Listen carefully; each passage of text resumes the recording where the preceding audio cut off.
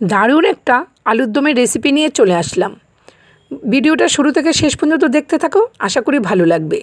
এইরকম একটা আলুর দম লুচি, রুটি, পরোটা, নান, ফ্রাইড রাইস, পোলাও সব কিছুর সাথে ভালো লাগবে। এমনকি সাদা ভাত দিয়েও দুর্দান্ত লাগে এইরকম ছোট আলুর দম। দেখো এখানে যার যেরকম প্রয়োজন সেই রকম আলু নিয়ে নেবে। এখানে আমি ছোট ছোট আলু খোসা ছাড়িয়ে ধুয়ে নিয়ে এসেছি। বন্ধুরা, ভিডিওটা যদি ভালো লেগে থাকে ফেসবুক থেকে ফলো করে দিও, ইউটিউব থেকে সাবস্ক্রাইব করে আমার পাশে থেকো।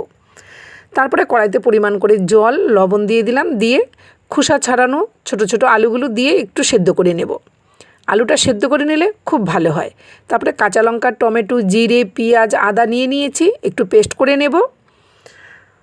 তারপরে ঢাকনাটা তুলে দেখাচ্ছি, দেখো আলুটা খুব সুন্দর সেদ্ধ হয়ে গেছে, বেশি টাইমও নেয়নি, এই 8 থেকে 10 মিনিট মধ্যে সেদ্ধ হয়ে গেছে।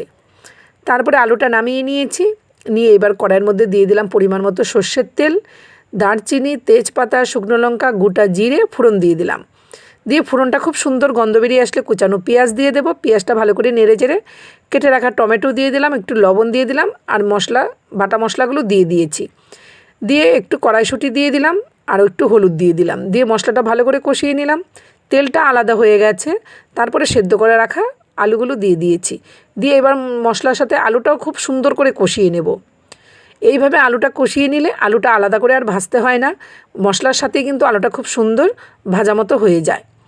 তারপরে পরিমাণ মতো গরম জল দিয়ে দিলাম, একটু স্বাদের ব্যালেন্সের জন্য মিশ্রি গুঁড়ো, গরম মশলা গুঁড়ো, আর নামানোর আগে কুচানো ধনেপাতা দিয়ে দিলাম। ব্যাস, একদম কমপ্লিট হয়ে গেছে এই আলুর দমটা। এবার অবশ্যই কমেন্টে জানাবে আমার এই আলুর দমের রেসিপিটা তোমাদের কেমন লাগলো। যদি ভালো লেগে থাকে সবার সাথে শেয়ার করে দিও। দেখা হচ্ছে নতুন রেসিপি নিয়ে নতুন ভিডিওতে। ভালো থেকো, সুস্থ থেকো, টাটা।